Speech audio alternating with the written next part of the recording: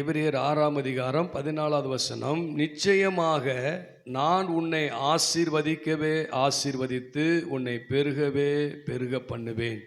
பரலோகத்தில் இருக்கிற எங்கள் பிதாவே, நீர் பேசுகிற தேவன், இங்கே வந்திருக்கிற எல்லா ஜனமும் உம்முடையவர்கள், நானும் உம்முடையவன். ஆவியானவர் என்னை ஆள்கொண்டு உம்முடைய ஜனத்தோடு நீர் பேசுவீராக. என்னுடைய மாமிசத்தின் சிந்தையிலிருந்தோ என் மனுஷிகத்திலிருந்தோ ஒரு சத்தமும் வராதபடி தேவ ஆவியானவர் உம்முடைய ஜனங்களோடு நீர் பேசும், இடைப்படும். இயேசுவின் நாமத்தில் ஜெபிக்கிறோம் நல்ல பிதாவே, ஆமேன். அல்லேலூயா. நான் உன்னை ஆசீர்வதிக்கவே ஆசீர்வதித்து உன்னை பெருகவே பெருக பண்ணுவேன் அப்படிங்கிற வாக்குத்தத்தத்தை நாம் இந்த நாளிலே நாம் விசுவாசித்து பெற்று கொண்டிருக்கிறோம். கவனித்து பாருங்கள், ஆண்டவர் எனக்கு இந்த வாக்குத்தத்தத்தை கொடுக்கிறதுக்கு முன்பாக ஒரு வார்த்தை எனக்கு கொடுத்தார். அந்த வார்த்தை என்னன்னு சொல்லி நீங்க பார்த்தீங்க அப்படின்னா, ஏசாயா 41:8, என் தாசனாகி இஸ்ரவேலே, நான் தெரிந்து கொண்ட யாக்கோபே, என் சிநேகிதனான ஆபிரகாமின் சந்ததியே, என் சிநேகிதனான ஆபிரகாமின் சந்ததியே. பக்கத்துல பார்த்து சொல்லுங்க, என் சிநேகிதனாகிய ஆபிரகாமின் சந்ததியே. நீங்கள்லாம் யாரு? ஆபிரகாமின் சந்ததி. அல்லேலூயா. வெறும் ஆபிரகாமின் சந்ததின்னு சொல்லல, நான் என் சிநேகிதனாகிய ஆபிரகாமின் சந்ததியே அப்படி சொல்றார். அப்ப அவர் ஒரு சிநேகிதனா என்னன்னா, இருக்கு அப்பா அம்மாவை காட்டிலும் அதிகமா யார் ஒருத்தர் நேசிப்பாங்க அப்படின்னு பார்த்தீங்கன்னா, சிநேகிதரை தான் அதிகமாக என்ன செய்வாங்க. அப்பா அம்மாவை கூட அந்த மாதிரி நேசிக்க மாட்டாங்க. ஆனால் சிநேகிதரில் அதிகமாக என்ன பண்ணுவாங்க, நேசிப்பாங்க. அப்போ அவர் அந்த அந்த இடத்துல ஒரு தகப்பனுடைய காரியத்தை சொல்லாதபடி ஒரு சிநேகிதனுடைய அன்பை வெளிப்படுத்துவதற்காக, அந்த அன்பின் உச்சத்தை வெளிப்படுத்துவதற்காக அங்கே என்ன சொல்றாரு, சிநேகிதனே அப்படின்றார். அல்லேலூயா. உங்களை என்னையும் பார்த்து படைத்த ஆண்டவர் சொல்றாரு சிநேகிதனே.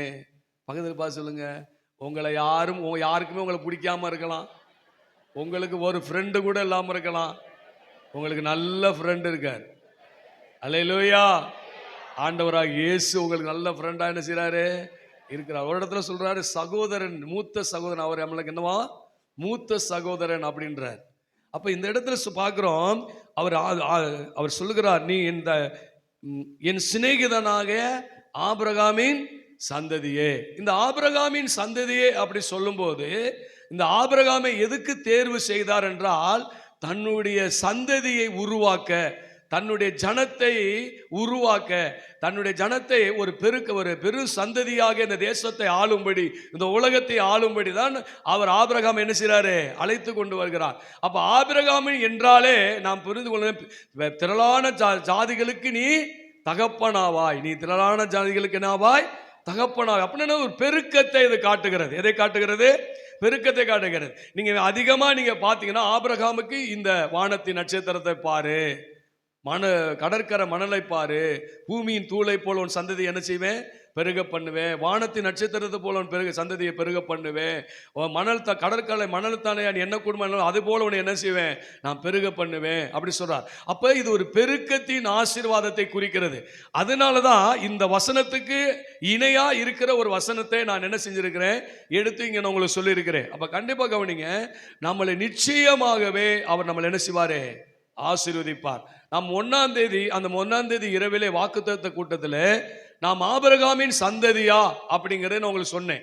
ஆபிரகாமின் சந்ததின்னு சொல்லி நம்ம என்ன செஞ்சோம் பார்த்தோம். உதாரணத்துக்கு கலாத்தியர் 3ஆம் அதிகாரம் 16வது வசனம், 18வது வசனம். அதே போல நம்மளை இயேசு கிறிஸ்து 53:10 நம்மளை சந்ததியாக அவர் பெற்றெடுத்து கண்டிருக்கிறார் அப்படி சொல்லி பார்த்தோம். கலாத்தியர் 3:13 சொல்லப்பட்டிருக்கிறது, அவர் நமக்கு சாபமானது எதற்குனா 13:14 சொல்லுகிறது, அவர் நமக்கு சாபமானது ஆபிரகாமுக்கு உண்டான ஆசீர்வாதத்தையும் நம்ம என்ன செய்ய இயேசு கிறிஸ்துவினாலே புறஜாதிகளுக்கு வரும்படி ஆவி குறித்து சொல்லப்பட்ட வாக்குத்தத்தத்தை நாம் விசுவாசத்தினால் பெறும்படி இப்படி ஆயிற்று அப்படி சொல்றார். அப்ப அவர் சாபமானதற்கு வாக்குத்தத்தத்தை நாம் சுதந்தரித்துக் கொள்வதற்கு. அல்லேலூயா. அப்ப ஆபிரகாமின் சந்ததி என்பதை நாம் சுட்டி காமித்த அந்த நாட்களிலே இதனால நல்லா கவனிச்சு கொள்ளுங்க. நம்மளை ஆண்டவர் பெருகவே பெருக பண்ண ஆபிரகாமை பெருக செய்தது போல ஈசாக்கை பெருக அதை ஆபிரகாமுக்கு கொடுத்த அந்த வாக்குத்தத்தத்தின் மூலம் ஈசாக்கின் பெருக பண்ணினார். ஈசாக்கை அதுபோல யாக்கோபை என்ன செஞ்சாரு? பெருக பண்ணினார். அதே மாதிரி இயேசு கிறிஸ்து மூலமாய் உங்களை என்னை அவர் பெருக இந்த உலகம் எங்கிலும் பெருகிக் கொண்டே நம்ம என்ன செஞ்சுக்கிட்டு இருக்கிறோம், வந்து கொண்டிருக்கிறோம். அல்லேலூயா. அப்ப இந்த நாள் வாக்குத்தத்தத்திலும் கூட நம்ம 4 விதத்திலே நம்மளை தேவன் ஆசீர்வதிப்பேன்னு சொல்லியிருக்கிறார். ஒன்று, உபாகமம் 30:5 உன் பிதாக்கள் சுதந்தரிக்கிற தேசத்தை நீ சுதந்தரிக்கும்படி உன் தேவனாகிய கர்த்தர் அதில் உன்னை சேர்த்து உனக்கு நன்மை செய்து உன் பிதாக்களை பார்க்கில் உன்னை பெருக பண்ணுவார். உன் பிதாக்களை பார்க்கில் என்ன செய்வாரு? பெருக பண்ணுவார். அல்லேலூயா. இது மோசே மூலமாய் சொல்லப்பட்ட ஒரு வார்த்தை. அப்ப அவர் ஆபிரகாமை பார்க்கல, அவர் சொல்லுதா பிதாக்களை பார்க்கல உன்னை என்ன செய்வாரு? பெருக பண்ணுவேன் அப்படின்னு சொல்லுகிறார். இந்த இடத்துல சொல்லப்பட்ட வாக்குத்தத்தம் பண்ணா அந்த பூமிக்குரிய ஆசீர்வாதங்களை குறிக்கிறது. இந்த பூமிக்குரிய ஆசீர்வாதங்களிலே உங்களுக்கு எனக்கு என்ன வரும்? ஒரு பெருக்கம் வரும். இரண்டாவதாக ஏசாயா 40:29 சோர்ந்து போகிறவனுக்கு அவர் பலன் கொடுத்து சத்துவம் இல்லாதவனுக்கு சத்துவத்தை பெருக பண்ணுவார். அல்லேலூயா. சத்துவத்தை என்ன செய்வாரே? பெருக பண்ணுவார். இரண்டாவதாக என்ன ஒரு ஆசீர்வாதம் நமக்கு தருகிறார் என்பதா, முதலாவது பார்த்து அந்த பூமிக்குரிய நன்மைகளினாலே, பூமிக்குள்ள ஆஸ்திகளினாலே, சொத்துக்களினாலே ஒரு பெருக்கு நமக்கு என்ன செய்ய வரும். இரண்டாவதாக இங்க பார்க்கிறோம் சரீர ஆரோக்கியம். சரீரத்தில் ஒரு ஆரோக்கியத்தில் ஒரு பெருக்கம். ஒருவேளை உங்களுக்கு வியாதி இருக்கலாம், தீராத வியாதி இருக்கலாம், நீங்க வியாதிக்காக பயங்கர வேதனையோடு அந்த வியாதி அனுபவிச்சு கொண்டிருக்கலாம். ஆண்டவருடைய வார்த்தையை நீங்கள் விசுவாசித்தால் உங்க வாழ்க்கையில் அந்த வியாதி நீங்கி குணமாகி உங்களுக்கு என்ன பண்ணுவார்னா பலனை சத்துவத்தை பெருக பண்ணுவார். அல்லேலூயா. சொல்லுங்க பக்கத்துல பார்த்து, உங்களுக்கு ஆரோக்கியம் தான், உங்களுக்கு பலன் தான், இனி இந்த வியாதி இல்ல. பயரமா சொல்லுங்க, வியாதி உங்களுக்கு இல்ல, நீங்க சுகமானீங்க. நீங்க உங்களுக்கு ஆண்டவருடைய வார்த்தை வருகிறது, பலனை தருவார். அல்லேலூயா. பலனை என்ன பண்ணுவாராம்? பெருக பண்ணுவார், சத்துவத்தை பெருக பண்ணுவாராம். அப்ப சரித பிரகாரமான ஒரு ஆசீர்வாதத்தை இது சொல்லுகிறது. எசேக்கியேல் 36:30 சொல்லுகிறது, நீங்கள் இனிமேல் சாதிகளுக்குள் பஞ்சத்தினால் உண்டாகும் நிந்தையை அடையாதபடிக்கு விருட்சத்தின் கனிகளையும் வயலின் பலன்களையும் பெருக பண்ணுவேன். வயலின் பலன்கள் என்ன செய்வேன்? என்ன சொல்றாருன்னா, இந்த உலகத்தில் இருக்கிற மக்கள் பஞ்சத்தினால் நிந்தை அடைவார்கள். பஞ்சத்தினால் என்ன செய்வாங்க? நிந்தை அடைவார்கள். ஆனால் அந்த நிந்தை அடையாதபடிக்கு உங்களை நான் என்ன பண்ணுவேன்னா விருட்சத்தின் கனிகளின் வயலின் பலன்களை என்ன செய்வேன்? பெருக பண்ணுவேன். அப்படி என்ன சொல்றா, கையிட்டு செய்கிறவைகளை பெருக பண்ணுவேன். கையிட்டு செய்கிறவர்கள் என்ன செய்வாரு? நீங்க செய்கிற வேலைகள், நீங்க செய்கிற தொழில்கள் மூலமா ஒரு பெருக்கத்தை நீங்கள் என்ன செய்வீர்கள்? பார்ப்பீர்கள். நாலாவதாக எசேக்கியேல் 30:37 மந்தை பெருகிறது போல் அவர்கள் மனிதர்களை நான் என்ன செய்வேன்? பெருக பண்ணுவேன். சபையில் ஒரு ஆத்துமாக்கள் எண்ணிக்கை நமக்கு என்ன செய்ய? பெருகும். அல்லேலூயா. சபையில மாத்திரம்னா உங்கள் மூலமா ஆத்துமாக்கள் ரட்சிக்கப்படுவார்கள். உங்கள் மூலமாய் மந்தை என்ன செய்ய? பெருகும். எத்தனை பேர் விசுவாசிக்கிறிய? ஏசாயா 41:8 சொல்லுகிறார், என் தாசனாகிய இஸ்ரவேலே, நான் தெரிந்து கொண்ட யாக்கோபே, என் சிநேகிதனான ஆபிரகாமின் சந்ததியே. அப்ப ஆபிரகாமின் சந்ததி என்று சொன்னால் அது ஒரு பெருக்கத்தின் சந்ததி. அதாவது வானத்தின் நட்சத்திரத்தை போல உன் சந்ததி என்ன செய்வேன்? பெருக பண்ணுவேன். அடுத்து கடற்கரை மணலை என்ன கூடுமான என்ன கூடு, அதே போல நான் உன்னை செய்வேன்? பெருக பண்ணுவேன். பூமியின் தூளை போல நான் உன்னை என்ன செய்வேன்? பெருக பண்ணுவேன் சொல்ற. அப்ப ஆபிரகாமுக்கு கொடுக்கப்பட்ட முக்கியமான ஒரு வாக்குத்தத்தம், ஒரு உடன்படிக்கை என்னன்னா அவனுடைய சந்ததியை பெருக செய்வது, ஒரு பெருக்கத்தின் ஆசீர்வாதத்தை கொடுப்பது. ஆபிரகாமுக்கு சந்ததியை மாத்திரமல்ல, எல்லா நிலையிலும் ஆபிரகாம் என்ன செஞ்சாரு? அவர் பெருக செய்தார். அல்லேலூயா. ஆகவே அதனாலதான் இதுக்கு ஒத்ததா, இதுக்கு இணையாக அந்த வசனத்தை நான் என்ன செஞ்சிருக்கேன்? எடுத்து அது வாக்குத்தத்தமா இப்படி போட்டோம்னா அது நல்லா இருக்காது அப்படின்னு சொல்லிட்டு இந்த வசனத்தை என்ன செஞ்சிருக்கிறோம், நம்ம போட்டு இருக்கிறோம். சரி, விஷயத்துக்கு ஒரு நாள் கவனிங்க. நாம் 1ஆம் தேதி பார்க்கும்போது நாம் ஆபிரகாமின் சந்ததி என்பதை நம்ம என்ன செஞ்சோம், ஒரு விளக்கமா உங்களுக்கு எடுத்து நான் என்ன செஞ்சேன் சொன்னேன். அதே மாதிரி 3 நிலைகளை நம்மளை ஆசீர்வதிப்பாரு சொல்லி ஒரு நிலையை குறித்து மட்டும் உங்களுக்கு நான் எடுத்தேன். ஆனால் அதற்கு மேல என்னென்ன ஆசீர்வாதத்தை நமக்கு இந்த ஆண்டிலே நமக்கு தரப்போகிறார் என்பதை பார்த்தால், நம்ம முதலாவது பார்த்தோம் உபாகம் 30:5 நமக்கு இந்த பூமிக்குரிய ஆசீர்வாதங்களினாலே நம்மளை பெருக பண்ணுவார். இரண்டாவது ஏசாயா 40ஆம் அதிகாரம் 29வது வசனம் நமக்கு சரித பிரகாரமான ஆரோக்கியம் சுகத்திலே ஒரு பெருக்கம் என்ன செய்யும் இருக்கும். மூன்றாவதாக எசேக்கியேல் 36:30 நமக்கு நாம் செய்யும் வேலைகளிலே நாம் செய்யும் காரியங்களிலே நமக்கு ஒரு பெருக்கம் இருக்கும். நாலாவதாக அவளுக்கு ஆத்துமாக்கள் ரட்சிப்பை நமக்கு என்ன செய்வாரு, நம்ம மூலமாய் செய்வார். இப்படிப்பட்ட ஒரு பெருக்கத்தை கர்த்தர் என்ன செய்வார், நமக்கு தருவார். அல்லேலூயா. இப்ப நல்லா கவனிங்க, 3 நிலையிலே நம்மளை என்ன பண்ணுவாராம் தேவன், பெருக பண்ணுவார் அப்படி சொல்றேன். உங்க 3 நிலைகளை சொல்லுங்க பார்க்கலாம். எகிப்து, வனாந்திரம், கானான். 3 இடத்திலும் ஆபிரகாமின் சந்ததிகளை என்ன செஞ்சாரு, பெருக செய்தார். எகிப்தில் இருக்கும் போதும் பெருக செய்தார், வனாந்திரத்தில் இருக்கும் போதும் பெருக செய்தார், கானான் தேசத்திலும் அவர்கள் என்ன பண்ணாரு, பெருக செய்தார். அதாவது எல்லா பக்கமும் குத்து விழுகும் போதும் பெருகினார்கள், சும்மா இருந்த போதும் பெருகினார்கள், கானான் தேசத்தில் யுத்தம் செய்தாலும் பெருகினார்கள். அல்லேலூயா. அப்ப இவ்வளவு காரியத்தில் அவங்க என்ன செய்யறாங்க, பெருக்கத்தை பார்த்திருக்கிறாங்க. இப்ப பாருங்க, எகிப்தில இஸ்ரவேல் ஜனங்க, நான் அன்னைக்கு முதல் வார ஆராதனையில எனக்கு ஒரு தரிசனம் வந்தது, அந்த வெளிப்பாடு வந்தது. தரிசனம் சொல்ல முடியாது, வெளிப்பாடு வந்தது.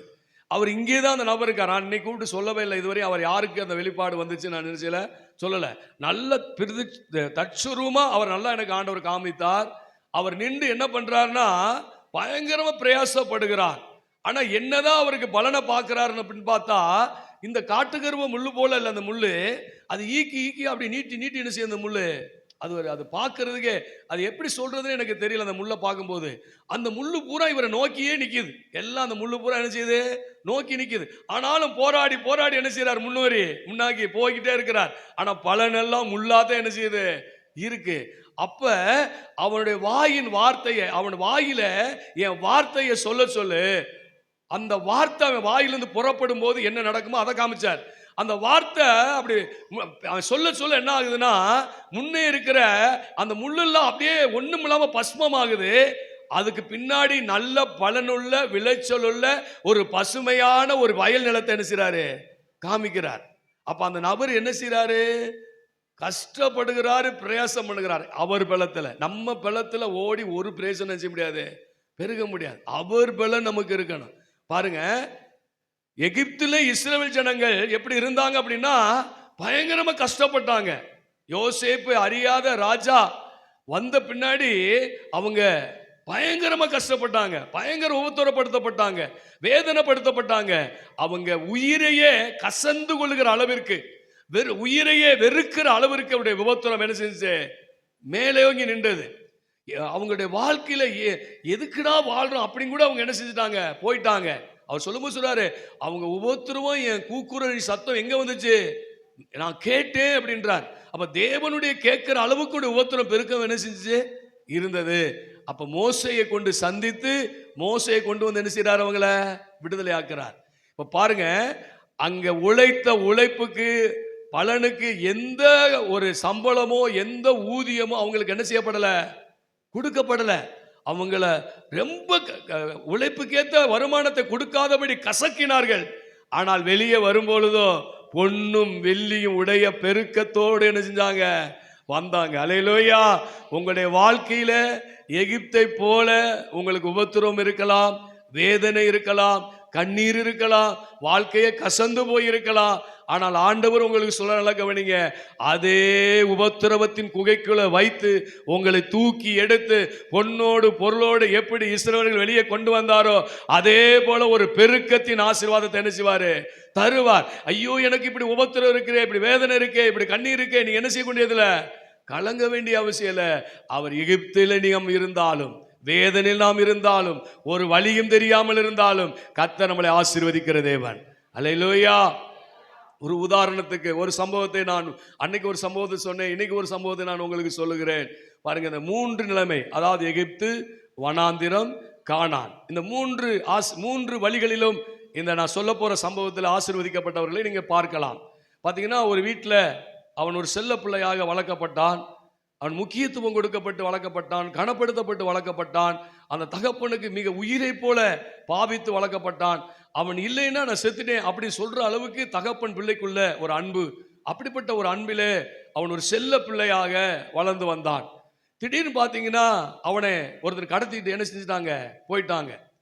கடத்திட்டு போன உடனே வாழ்க்கை எப்படியோ இருந்த வாழ்க்கை இப்போ எப்படியோ என்ன செஞ்சிருச்சு பாருங்க. சின்ன பிள்ளை கடத்திட்டு போயிட்டா என்ன பண்ண முடியும்?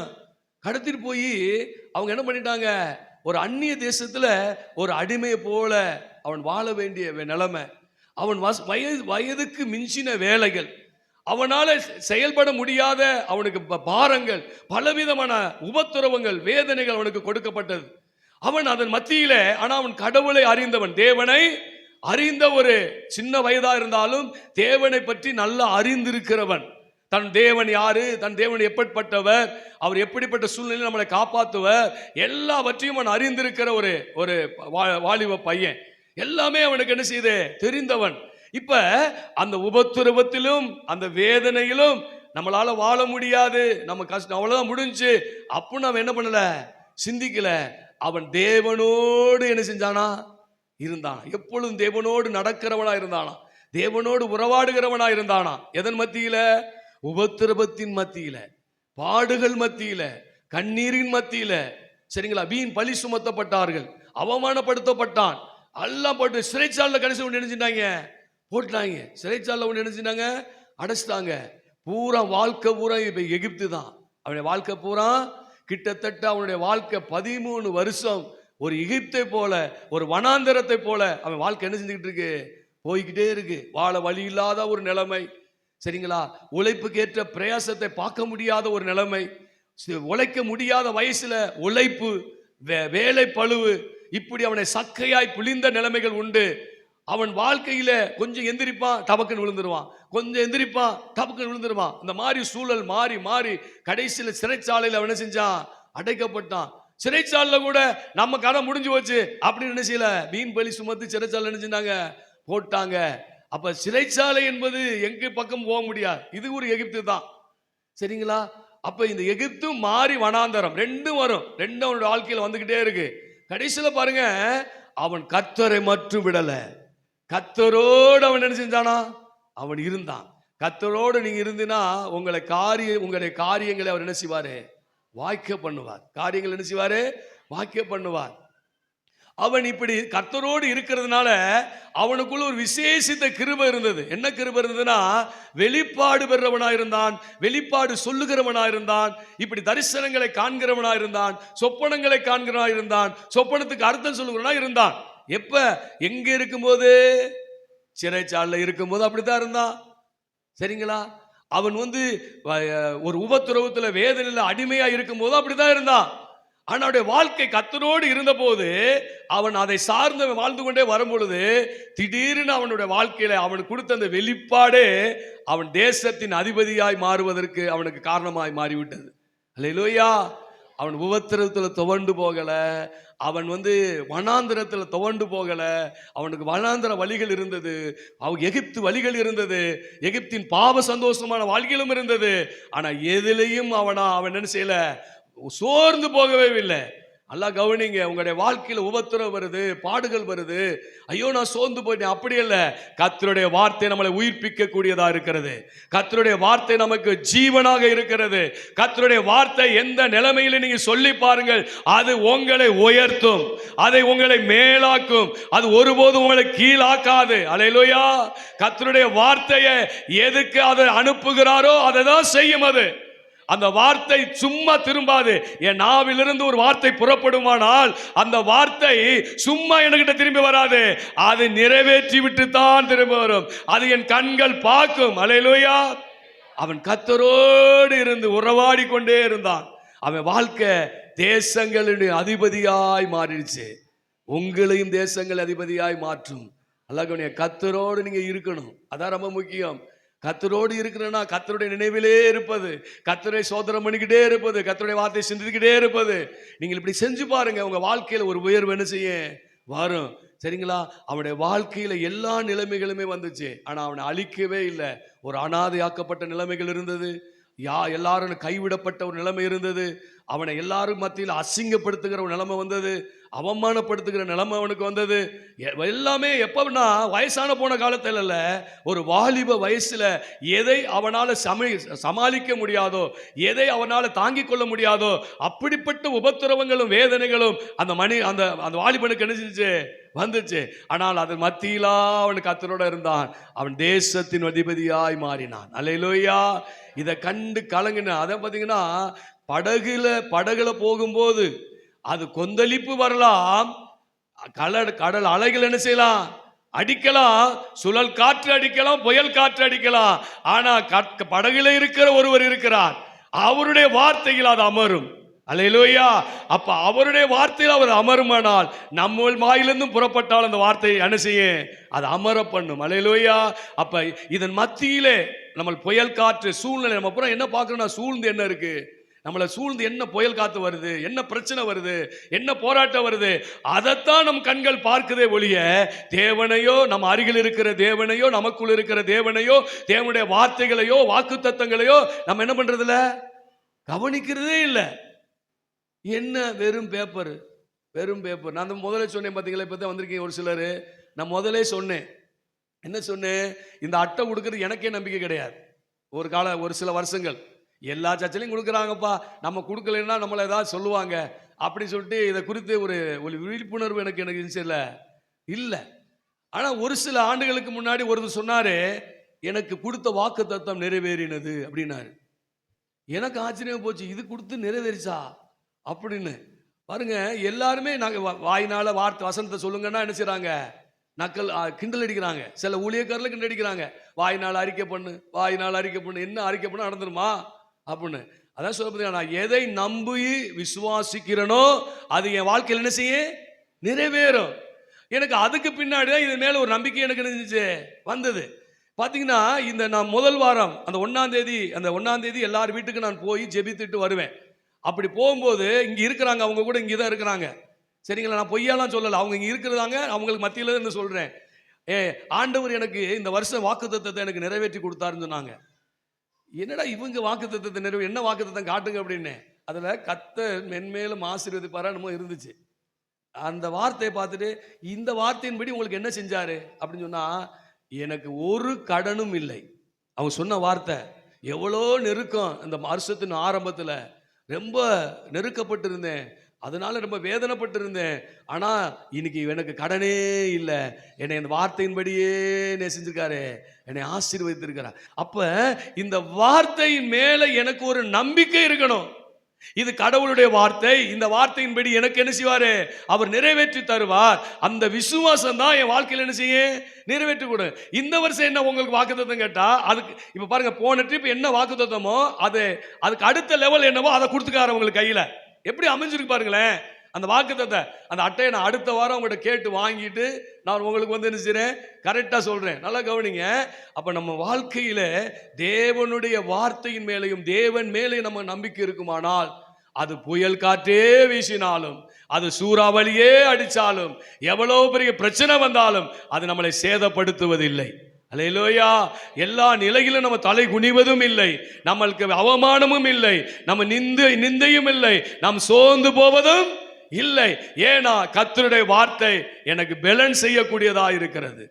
அல்லேலூயா. நம்ம கர்த்தருக்குள் பெலன், மகிழ்ச்சியா இருப்பதே பெலன், அப்படி சொல்லப்பட்டிருக்கிறது. அப்ப உங்களுடைய வாழ்க்கையில என்ன செய்யணும்னா, தேவனுடைய வார்த்தையின் மேல தேவனோடு கூட நாம் உறவாடும் போது, எகிப்தில் இருந்தால் கூட, உபத்திரவத்தின் குகையில இருந்தால் கூட, வேதனையில இருந்தால் கூட, கண்ணீரில் இருந்தால் கூட, அதிலிருந்து நம்மளை தூக்கி நிறுத்த தேவனுடைய வாக்குத்தத்தங்கள் நமக்கு என்ன செய்யுது இருக்கிறது. ஆபிரகாமும் தேவனுடைய வாக்குத்தத்தத்தை பிடிச்சுதான் அவன் எகிப்துக்குள்ளெல்லாம் போய் பல இடத்துல சுத்தி அந்த வாக்குத்தத்தத்தை நம்பித்தான் அவர் வாழ்ந்தார். நீங்கள் நான். ஏன்னா நம்முடைய தேவனை வாக்குத்தத்தங்களின் தேவன். நம்ம தேவன் யாரு? வாக்குத்தத்தங்களின் தேவன். அவர் வாக்குத்தத்தத்தை கொடுத்து தான் நம்மளை ஆசீர்வதிப்பார். ஏதோ ஒரு காட்சி பொருள் அல்ல. நல்லா புரிஞ்சுக்கொள்ளுங்க. ஒரு காட்சி பொருள் அல்ல. நம்ம வந்து ஏதோ ஒரு காட்சியை பார்த்துட்டு, ஏதோ ஒரு தரிசனத்தை பார்த்துட்டு அப்படியே திருப்தி அடைஞ்சு போகிறவர்கள் அல்ல. தேவனுடைய வார்த்தையின் வார்த்தையாய் இருக்கிற கடவுள், வாக்குத்தத்தங்களுடைய தேவன், அந்த வாக்குத்தத்தங்களை நமக்கு அருள பண்ணி, அந்த வாக்குத்தத்தத்தை நாம் விசுவாசித்து, அந்த வாக்குத்தத்தத்தை நாம் அறிக்கை செய்யும் போது, அந்த வாக்குத்தத்தங்கள் படியே நம்மள என்ன பண்றாரு? ஆசீர்வதிக்கிறார். அல்லேலூயா. ஆனா நம்ம என்ன செய்யறோம்? காட்சி பார்க்க தான் பார்க்கிறோம். எங்கேயாவது அவர் ரூபம் இருக்குதா? அவர் தரிசனம் கொடுக்கிறாரா? எல்லாரும் தரிசனம் பார்த்தோம் சொல்லுவாங்க பதிலா.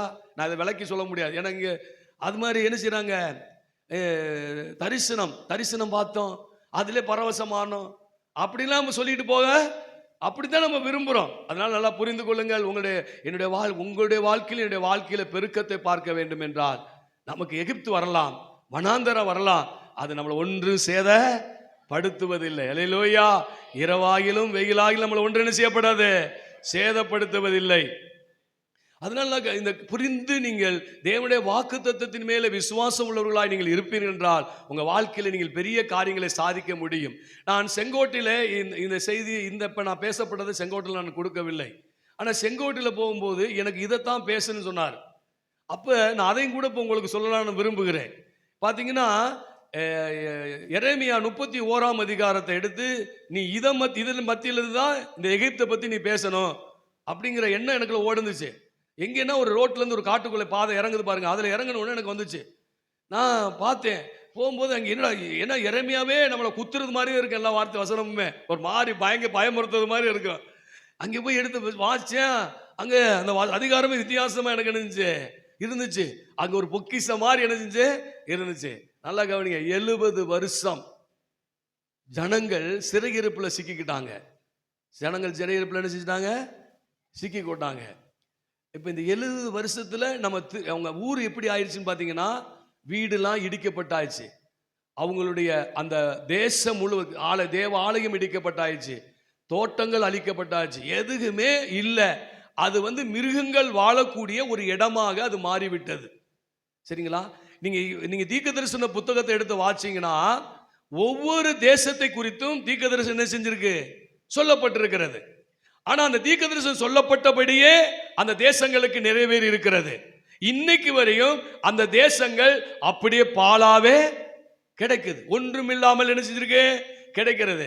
ஆனால் தேவ ஜனங்கள் பாவம் செய்த பொழுது நேபுகாத்நேச்சார் ராஜாவினாலே, அந்த பாபிலோன் ராஜாவினாலே அந்த தேசத்தை அழிப்பேன் என்று எரேமியா தீர்க்கதரிசி மூலம் சொல்லப்பட்டபடி அது அழிக்கப்பட்டது, இடிக்கப்பட்டது, ஒன்றுமில்லாமக்கப்பட்டது, மனுஷ சஞ்சாரம் இல்லாமலே போய்விட்டது. ஆனால் நல்லா கவனிங்க, மற்ற தேசம் அப்படியே தான் இருக்கு. ஆனால் இந்த தேசம் மட்டும், இந்த இஸ்ரவேல் தேசத்தை மாத்திரம் தேவன் என்ன செஞ்சார்னா அப்படி விடவே இல்லை. அப்படி என்ன செய்யல? விடவே இல்லை. இந்த 31வது அதிகாரத்தில் அதைத்தான் சொல்லியிருக்கிறாரு. நான் திரும்பவும் அதை கட்டுவேன், திரும்பவும் நான் எடுப்பித்துவேன், அதை நாட்டுவேன். அங்கே என்ன செய்யும்? மணவாளன் மணவாட்டின் சத்தங்கள் கேட்கும், அங்க ஆடல் பாடல் சத்தம் கேட்கும், கீத வாத்தியங்களுடைய சத்தம் கேட்கும். அங்கே நான் செய்வேன், தோட்டங்கள் நாட்டப்பட்டிருக்கும். அங்கே சொல்றாரு. இது நம்பக்கூடியதா? இது நம்பக்கூடிய ஒரு மாதிரியா இருக்கு? வனாந்திரமா கிடக்குது தேசம், ஒன்றும் வராத ஒரு தேசமாய். இப்ப பாருங்க, இப்ப இந்த மாதிரி இருக்கிறதுல எல்லாம் என்ன செய்யுது? முளைக்க வைக்கலாம். கட்டடத்தை இடிச்சுட்டு கொண்டாந்து அது மேல பூரா கொட்டிட்டான்னு வச்சுக்கோங்களேன், அதுல எதையும் விளைய வைக்க முடியுமா? விளைய வைக்க முடியாது, அதை சரி பண்ணவே முடியாது. அப்படி கிடக்கு எருசலேம் தேசம். ஆனால் தேவனுடைய வாக்குத்தத்தம் வருகிறது, தேவனுடைய வார்த்தை வருகிறது. அந்த வார்த்தை என்ன வருகிற? ஒரு சில வசனங்களை மட்டும் நான் வாசிக்கிறேன், கேளுங்கள். ஒரு சில வசனங்களை மட்டும் வாசிக்கிறேன். இஸ்ரவேல் 31:4 இஸ்ரவேல் என்னும் கன்னியே, மறுபடியும் உன்னை கட்டுவிப்பேன், நீ கட்டப்படுவாய், மறுபடியும் நீ மேல வாத்தியத்தோடும் ஆடல் பாடல் செய்கிறவர்களின் களிப்புள்ள கூட்டத்தாரோடும் புறப்படுவாய். அல்லேலூயா. மகிழ்ச்சி இழந்து போன ஜனமே, துக்கத்தில் நிறைந்திருக்கிற ஜனமே, வாழ வழி இல்லையே என்று சொல்லுகிற ஜனமே, உங்களுக்கு இந்த வார்த்தை வருகிறது. இந்த வார்த்தை உங்களுக்கு தான் உங்கள் வேதனையை மாற்றுவதற்கு வருகிறது. நல்ல கவனிங்க. என் நிலைமை இனிமே கட்டப்படுமா? நான் இனிமே நான் எழும்ப முடியுமா? என் குடும்பம் கட்டப்படுமா? என் குடும்பத்தில் உள்ளவர்கள், என் பிள்ளைகளுக்கு நல்ல வாழ்வு அமையுமா என்று சொல்லி நீங்கள் கலங்கிக் கொண்டிருக்கலாம். நல்ல கவனித்துக் கொள்ளுங்கள். சொல்லுகிறார், நான் திரும்ப உன்னை நான் கட்டுவேன், உன்னை கட்டுவிப்பேன். அது எப்படி? மறுபடியும் நீ மேலதாள வார்த்தை எப்படி இருந்தியோ, முதல்ல எவ்வளவு சந்தோஷமா இருந்தியோ, எவ்வளவு மகிழ்ச்சியா இருந்தியோ, எவ்வளவு களி கூர்ந்து இருந்தியோ, அப்படி உன்னை நான் கட்டுவேன். அல்லேலூயா. அப்படி உன்னை நான் என்ன செய்வேன்? கட்டுவேன். எங்க யாரை பார்த்து சொல்றாரு? பட்டமும் பட்டு போச்சு மரம். அந்த மரத்தை பார்த்து இது வளரும், இது துளிர்க்கும், இது கனி கொடுக்கும், இது செழிக்கும் சொன்னா யாரை நம்புவோமா? நம்ப மாட்டோம். அதை பார்த்து தான் இந்த வார்த்தை சொல்லப்படுகிறது. அந்த தேசத்தை பார்த்து தான் சொல்லப்படுகிறது. ஒரு தேசமே கட்டப்படுமானால் உங்க குடும்பத்தை கட்ட அவர் வல்லமை உள்ள தேவன். உங்கள் குடும்பத்தை ஆசீர்வதிக்க அவர் வல்லமை உள்ள தேவன். உங்கள் குடும்பத்தை பெருக்கத்தை கொண்டு வர வல்லமை உள்ள தேவன். அல்லேலூயா. அடுத்து பாருங்க, ஒரு வசனத்தை நான் வாசிங்க கவனிங்க. 12வது வசனம். அவர் வந்து சீயோனின் உச்சியிலே கெம்பிரித்து கத்தரல்லும் கோதுமை, திராட்சரசம், எண்ணெய், ஆட்டுக்குட்டி, கண்டுக்குட்டிகள் என்பவைகளாகிய இந்த நன்மைகளுக்காக ஓடி வருவார்கள். அவருடைய ஆத்துமா நீர்ப்பாய்ச்சலான தோட்டம் போல் இருக்கும். அவர்கள் இனி தொய்ந்து போவது இல்லை. சொல்லுங்க பக்கத்தில் பார்த்து, தொய்ந்து போவது இல்லை. ஆத்துமா தொஞ்சு போச்சு, அவ்வளவுதான். அப்பா, என் வாழ்க்கையே போச்சுடா, என்ன செய்ய போறேனே தெரியலையே. அப்படியே தொஞ்சு. என்னதான் ஆறுதல் படுத்தினாலும், தொஞ்சு போனது என்ன தெரியுமா? என்னதான் ஆறுதல் படுத்தினாலும் சரி, என்னதான் உசுப்பு ஏத்தினாலும் சரி, என்னதான் தூக்கி விட்டாலும் சரி, நான் இப்படியே தான் கிடப்பேன். அப்படியே கிடக்கிறது. இந்த மாதிரி இருக்கிற ஆளுக்கு தான் சொல்றாரு. சரிங்களா? எல்லாம் போச்சு, எல்லாம் தொழில் போச்சு, வேலை போச்சு அப்படின்னு நீங்க சொல்லிக்கிட்டு என்ன செய்யலாம்? இப்ப உட்காந்துக்கிட்டு இருக்கிறான். எனக்கு வருகிற வருமானம் என்னத்துக்கு இல்லை, ஒன்றுக்கும் ஆகாது, ஒரு பிரயோஜனம் இல்லை. இதை வச்சு நான் என்ன பண்ண போறேன் பாருங்க. அங்கே மனுஷனும் வாழ முடியாது, மிருகமும் வாழ முடியாது. அதாவது நம்ம வளர்ப்பு மிருகங்கள், காட்டு மிருகங்கள்லாம் என்ன செய்ய எங்கிட்ட கூட பாம்பு கிம்பு ஏதாவது தெரியும் எங்க போய். அப்படிப்பட்ட ஒரு தேசத்துல என்ன வருமா? அவர் சொல்றாரு, கோதுமை. கோதுமை வர முடியாத இடத்துல கோதுமை வரும் சொல்றார். திராட்சை ரசம் வர முடியாத இடத்துல திராட்சை ரசம் வரும் சொல்றார். எண்ணெய், அதை ஒலிவ எண்ணெய் வராத இடத்துல எண்ணெய் வரும். ஆட்டுக்குட்டி, கண்டுக்குட்டிலாம் நிறைய என்ன செய்ய பெருங்க. உங்க ஆத்மா எப்படி மாறு தெரியுமா? நீர் பாய்ச்சலான தோட்டம் போல மாறு. இப்ப ஆத்மா எப்படி இருக்கு? வறண்டதும் விடாய்த்துமா என்ன செய்யுது? இப்ப அப்படியே அப்படியே இருக்கு பாருங்க. நிறைய பேர் முகத்தை பாருங்க எப்படி இருக்குன்னு. ஏன் இப்படி இருக்கிறீங்க அப்படின்னு கேளுங்க. ஏன் இப்படி இருக்கிறீங்க? ஆண்டவர் சொல்றாரு, உங்க ஆத்துமா நீர்ப்பாய்ச்சலான தோட்டம் போல இருக்கு. நீங்க தொய்ந்து போவதில்லை, நீங்க தொய்ந்து போவதில்லை. பாருங்க, தேவனுடைய வார்த்தை நம்மளை தொய்ந்து போகாதபடி தூக்கும். தேவனுடைய வார்த்தை மேல வைக்கணும். நம்ம எது மேல பார்த்துக்கிட்டு தொய்ந்து போச்சிருக்கிறோம்? நம்ம குடும்பத்தில் ஆடு இல்லை, மாடு இல்லை, அப்புறம் பணம் இல்லை, வெள்ளி இல்லை, பொண்ணு இல்லை, அப்புறம் கல்யாணம் எப்படி பண்ணி வைக்கிறது, இதை எப்படி செய்யறது, அதை எப்படி செய்யறது, இப்படி பார்த்து பார்த்து என்ன செய்யறோம்? கூனி குறுகி போய் மனசுல அப்படியே சொத்து நொந்து நூலா போய் உக்காந்துருக்கிறான். சகோதரிய, உனக்கு தான் இந்த வார்த்தை. யாருக்கு? நான் நுந்து நூலா போயிட்டேன், ஒரு சேலையை கூட நெய்ய முடியாது, அப்படிப்பட்ட நூலா போயிட்டேன் அப்படின்னு சொல்றீங்க பார்த்தீங்களா? உங்களுக்கு தான் இந்த வார்த்தை. என்ன வார்த்தை? உங்க ஆத்துமா நீர் பாய்ச்சலான தோட்டம் போல மாறும். அல்லேலூயா. நீங்க தொய்ந்து போவதில்லை. நீங்க என்ன ஆக போறதில்ல? தொய்ந்து போவதில்லை. அல்லேலூயா. சிலது இருக்கு, எங்க அப்பா அம்மா இருக்கா, எனக்கு என்னப்பா, நான் ராஜா அப்படின்னு சொல்லிக்கிட்டு இருக்கிற ஆளுக்கு சொல்றேன் கவனி. நீ அப்படி ஏனோதான இருந்தாலும் உனக்கும் ஆண்டவர் அற்புதம் வைப்பார். அற்புதம் என்ன செஞ்சிருக்காரு? வச்சிருக்காரு. உனக்கும் அந்த அற்புதத்தை என்ன செஞ்சிருக்கிறாரு? வைத்திருக்கிறார். நீ உன் வாழ்க்கையில மனம் துவண்டு போவேன்னா, தாய் தகப்பன் இருந்தும் எனக்கு பிரயோஜனம் இல்லை, ஒரு உதவி எனக்கு பண்ண மாட்டேங்கிறாங்க, என்னை ஒரு பெற்றோர் இல்லாத போல ஒரு அனாதை போலத்தான் இந்த பூமியில வாழ்ந்து கொண்டு இருக்கிறேன், எனக்கு எதுக்கு தான் அப்பா அம்மாவோ தெரியல அப்படின்னு சொல்லி நினைக்கலாம். நான் கவனி, உனக்கு நான் சொல்லுகிறேன், நல்லா கவனி. நீ ஆண்டவருடைய வார்த்தையை மட்டும் நம்புவீனானால் உன் ஆத்துமா நீர்ப்பாய்ச்சலான தோட்டம் போல மாறும். நீ தொய்ந்து போக மாட்ட, ஒரு நாள் நீ குறுகி போக மாட்ட, நீ குன்றி குன்றி போக மாட்ட. நீ அவருடைய கரம் உன்னை பிடித்து நடத்தி உனக்கு ஆலோசனை தந்து, அவர் உன் மேல கண்ணை வைத்து ஆலோசனை தந்து உனக்கு நல்ல வழியை காட்டுவார். அல்லேலூயா. வாலிபனே, நீ என்ன செய்ய? அவரை பிடித்துக்கொள். தாய் தகப்பனை காட்டில நீ அவரை பிடித்துக் கொண்டே ஆயினால் உன் வாழ்க்கை செழிக்கும். அடுத்து பாருங்க, சொல்லுது வசனம், 20வது வசனம், நான் விடாய்த்த ஆத்துமாவை சம்பூர்ணம் அடைய பண்ணி. அடுத்த தோதா வருது பாருங்க, விடாய்த்து போனேன், அவ்வளவுதான் முடிஞ்சிச்சுப்பா அப்படின்னு சொல்ற உங்களை பார்த்து சொல்றார், இனிமே என் வாழ்க்கையில ஒரு மகிழ்ச்சியா, இனிமே என் வாழ்க்கையில ஒரு சந்தோஷமா, என் வாழ்க்கையில ஒரு சமாதானம் வரும்? வரவே வராது. அப்படி சொல்லிக்கிட்டு இருக்கீங்க பாத்தீங்களா? அவங்களுக்கு தான் இந்த வார்த்தை, அவர்களுக்கு தான் என்னது இந்த வார்த்தை. என்ன சொல்லுதுன்னா, உன் ஆத்துமா விடாய்த்த போயிருச்சா, அதை சம்பூர்ணம் அடைய பண்ணி தொய்ந்து எல்லா ஆத்துமாவையும் நிரப்புவேன். எல்லா ஆத்துமாவை என்ன செய்வேன்? சம்பூர்ணத்தினால் நிரப்புவேன். அல்லேலூயா. அடுத்து சொல்ல பாருங்க 27, இதோ நாட்கள் வரும் என்று கர்த்தர் சொல்லுகிறார், அப்பொழுது இஸ்ரவேலின் குடும்பத்தையும் யூதா குடும்பத்தையும் மனுஷ வித்தினாலும் மிருக வித்தினாலும் விதைப்பேன். வித்து எதை அடையாளப்படுத்துது? பெருக்கத்தை, பலனை அடையாளப்படுத்துது. உங்க வாழ்க்கையில ஒரு பெருக்கம், ஒரு பலன் என்ன செய்ய வரும். அல்லேலூயா. அடுத்து 28வது வசனம், அப்பொழுது நான் பிடுங்கவும் இடிக்கவும் நிர்மலமாக்கவும் அழிக்கவும் தீங்கு செய்யவும் அவர்கள் பேரில் எப்படி சாக்கிரதையா இருந்தேனோ. அதாவது இந்த வசனம் இந்த மேல உள்ளதை மறந்துருங்க, சரிங்களா? அது என்ன சொல்றாருன்னா, பாவம் இஸ்ரவேல் ஜனங்கள் பாவம் செய்தபடியினால் அவர்களை அழிக்கிறதுக்கு தீவிரமா இருந்தாராம், அவர்களை இடிக்கிறதுக்கு தீவிரமா இருந்தாராம், சரிங்களா? அவர்களுக்கு எந்த அளவில் காப்பாற்றவே கூடாது, அவங்களை பாதுகாக்க கூடாது, அந்த அளவுக்கு தீவிரமா ஜாக்கிரதையா இருந்தாராம். அதே மாதிரி அவர் சொல்றார் பாருங்க, அதே மாதிரி அப்படியே கட்டவும் நாட்டவும் அவர்கள் பேரில் நான் ஜாக்கிரதையா இருப்பேன். அல்லேலூயா. நீங்க தேவனுடைய வார்த்தையின் மேல் நம்பிக்கை உள்ளவளா இருந்தா, வாக்குத்தத்தத்தின் மேல் நம்பிக்கை உள்ளவளா இருந்தா, தேவன் மேல் நம்பிக்கை உள்ளவளா இருந்தா, அவர் உங்கள் மேல உங்களை ஆசீர்வதிப்பதில் ரொம்ப கவனமா இருப்பார். அவர் ஜாக்கிரதையா இருந்து உங்களை ஆசீர்வதிப்பார். அல்லேலூயா. 31, இதோ நாட்கள் வரும் என்று கர்த்தர் சொல்லுகிறார், அப்பொழுது இஸ்ரவேல் குடும்பத்தார் யூதா குடும்பத்தாரோடு புதிய உடன்படிக்கை பண்ணுவேன். அல்லேலூயா. நம்மெல்லாம் புதிய உடன்படிக்கையின் சந்ததிகள். தேவனோடு இயேசு கிறிஸ்துவின் மூலமாய் நமக்கும் தேவனுக்கும் உடன்படிக்கை செஞ்சிருக்கு, பண்ணப்பட்டு இருக்கிறது. அந்த உடன்படிக்கையின் மூலமாய் நம்ம ஆசீர்வதிக்கப்பட்ட ஜனங்கள். ஆகவே இந்த ஒரு விசுவாசம் உங்களுடைய வாழ்க்கையில் என்ன செய்யட்டேன் வரட்டும். அல்லேலூயா.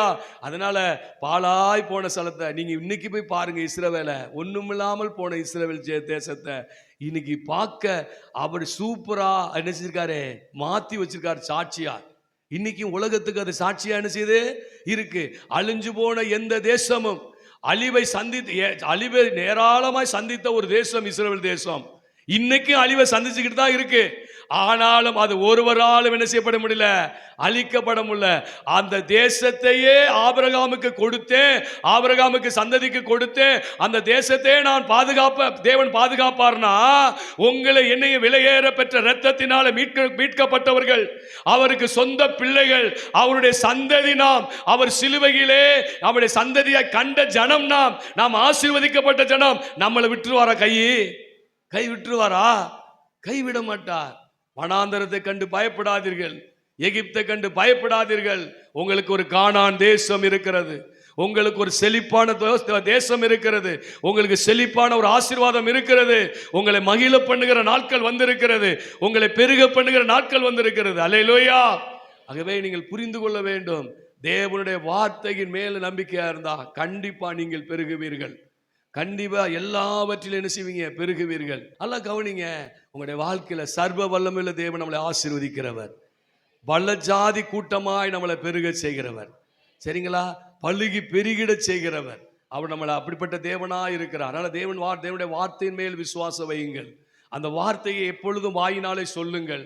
அதை வார்த்தையின் மூலமாய் நாம் ஒரு பெருக்கத்தை என்ன செய்வோம், காண்போம். நீங்கள் பார்க்கிறவைகளையும் கேட்கிறவைகளையும் பார்த்து சோர்ந்து போகாதீர்கள். அது நம்மளை கூனி குறுக போக பண்ணும். கேட்கிறதும் பார்க்கிறதும் நம்முடைய வாழ்க்கையில் நடப்பதும் நம்மளை கூனி குறுக பண்ணும். அதை விட்டுட்டு நீங்க வார்த்தையில சொல்லி பாருங்க, பார்க்கிறது மாறும், கேட்கிறது மாறும், நம்ம சூழ்நிலைகளும் மாறும். அல்லேலூயா. ஆகவே கர்த்தர் உங்களை பெருக பண்ணுவாராக, பெரிய சாதியாக்குவாராக, பலத்த சாதியாக்குவாராக. நாம் ஜெபம் பண்ணுவோம். எங்களை நேசிக்கிற நல்ல தகப்பனே, இந்த அருமையான வேளையில் உம்முடைய சமூகத்தில் எங்களை தாழ்த்தி வெறுமையாய் ஒப்பு கொடுக்கிறோம். கர்த்தருடைய ஆவியானவரே, இவர்கள் யாவரையும் நீங்க பொறுப்படுத்திக் கொள்ளுங்க. நீங்க தொய்ந்து போவதில்லை, நீங்கள் வெட்கமடைந்து போவதில்லை, நீங்கள் அவமானம் அடைவதில்லை என்றெல்லாம் நீர் சொல்லி இருக்கிறீர் ஆண்டவரே. உம்மை நம்புகிறவர்கள் ஒரு நாள் வெட்கப்பட்டு போவதில்லை ஆண்டவரே. எங்களை பிரகாசிக்க பண்ணுகிற தேவன், இங்க வந்திருக்கிற ஒருவராகிலும் வெட்கப்பட்டு போகாதபடி, தொய்ந்து போகாதபடி இவர்கள் தலை உயர்த்தப்படுவதாக, இவர்கள் பெருகுவார்களாக, இவர்கள் மேன்மை அடைவார்களாக, இவர்கள் தலையாவார்களாக ஆண்டவரே. இவர்களை ஆயிரங்களுக்கு கோடிகளுக்கு ஆசீர்வாதமாய் இருப்பார்களாக. விடாயத்த நிலைமை மாறுவதாக, தொய்ந்த நிலைமைகள் மாறுவதாக, நீர் பாய்ச்சலான தோட்டமாய் ஆத்துமாக்கள் மாறுவதாக. இயேசுவின் நாமத்தினாலே இவர்கள் சந்ததி பெருக்கத்தை காண்பார்களாக, சந்ததி பெருக்கத்தை காண்பார்களாக, மந்தை பெருக்கத்தை காண்பார்களாக, தானியத்தின் களஞ்சியத்தில் பூரணமாய் நிரப்பப்படுவதாக. ஓ சம்பூர்ணமாய் இவர்கள் ஆத்துமாக்கள் திருப்தி அடைவதாக. கர்த்தர் ஒவ்வொருவரையும் நீர் ஆசீர்வதியும் தகப்பனே, ஒவ்வொருவரையும் ஆசீர்வதியும் தகப்பனே. என்னை பார்க்க இவர்கள் இங்கே வரவில்லை ஆண்டவரே, உம்மை ஆராதிக்கும்படி வந்திருக்கிறார்கள், உம்முடைய ஆசீர்வாதத்தை பெற்றுக்கொள்ளும்படி வந்திருக்கிறார்கள். இவர்கள் ஒருவராகிலும் ஆண்டவரே எந்த விதத்திலும் சேதமாகாதபடி, இவர்கள் ஆசீர்வதிக்கப்பட்ட சந்ததி என்று இவர்களுடைய சொந்தம் சொல்லும்படி, இவர்கள் ஊரு சொல்லும்படி, இவர்களை வர வர வர வர வர வர வர விருத்தி அடைய பண்ணுவீராக, பலுகி பெருக பண்ணுவீராக, பலத்த ஜாதியாக்குவீராக. இவர்கள் சத்துருக்களுக்கு முன்பாக ஒரு பந்தியை ஆயத்தப்படுத்தி இவர்களை எண்ணெயினால் அபிஷேகம் பண்ணி இவர்களுடைய பாத்திரம் நிரம்பி வழிந்து இவருடைய கிராமங்களுக்குள் பாய்ந்து போவதாக, இவருடைய சொந்தங்களுக்குள்ளே காய்ந்து போவதாக. கர்த்தாவே, ஒவ்வொருவரையும் நீர் ஆசீர்வதியும், இவர்களை நீர் ஆசீர்வதியும் தகப்பனே, இவர்களை ஆசீர்வதியும் தகப்பனே. ஒவ்வொரு நபரையும் ஆசீர்வதிங்க, இதை கேட்டுக்கொண்டிருக்கிற ஒவ்வொருவரையும் ஆசீர்வதிங்க. இவர்கள் பலத்த ஜாதியாவார்களாக, இவர்கள் பெருகுவார்களாக, இவர்கள் உயர்வார்களாக, இவர்கள் மேன்மை அடைவார்களாக, செழித்து ஓங்குவார்களாக. இயேசுவின் நாமத்தினாலே தகப்பனே, அற்புதங்களை செய்கிறவர், இந்த வேளையில் அற்புதம் செய்யுங்கப்பா ஆண்டவரே. குழந்தை பாக்கியம் இல்லாதவர்கள் இயேசுவின் நாமத்தில் பிள்ளை தாட்சியாக்கப்படுவார்களாக, பிள்ளை தாட்சியாக்கப்படுவார்களாக, இயேசுவின் நாமத்தில் பிள்ளை தாட்சியாக்கப்படுவார்களாக, இயேசுவின் நாமத்தில் பிள்ளை தாட்சியாக்கப்படுவார்களாக. கற்ப பையில தேவ வல்லமை இறங்கட்டும், இயேசுவின் நாமத்தில் இறங்கட்டும். இப்பொழுது மலட்ட கற்பங்கள் எல்லாம் மாறட்டும் இயேசுவின் நாமத்தில். கர்த்தருடைய அற்புதத்தை காணட்டும் இயேசுவின் நாமத்தில். தகப்பனே, வந்த ஒவ்வொரு பிள்ளைகளை நீர் ஆசீர்வதித்து நீங்க பெருக பண்ணுங்கப்பா, பேரை பெருமைப்படுத்துங்கப்பா, ஆசீர்வாதமா இருக்கட்டும் ஆண்டவரே. பூமியின் வம்சங்கள் இவர்களுக்குள்ளே ஆசீர்வதிக்கப்படட்டும், இவர்களிலிருந்து ராஜாக்கள் தோன்றட்டும் அப்பா. ஒவ்வொருவரையும் ஆசீர்வதித்து வழி நடத்தும். இயேசு கிறிஸ்துவின் நாமத்தில் ஜெபிக்கிறோம், ஜெபங்கேலும் நல்ல பிதாவே, ஆமென்.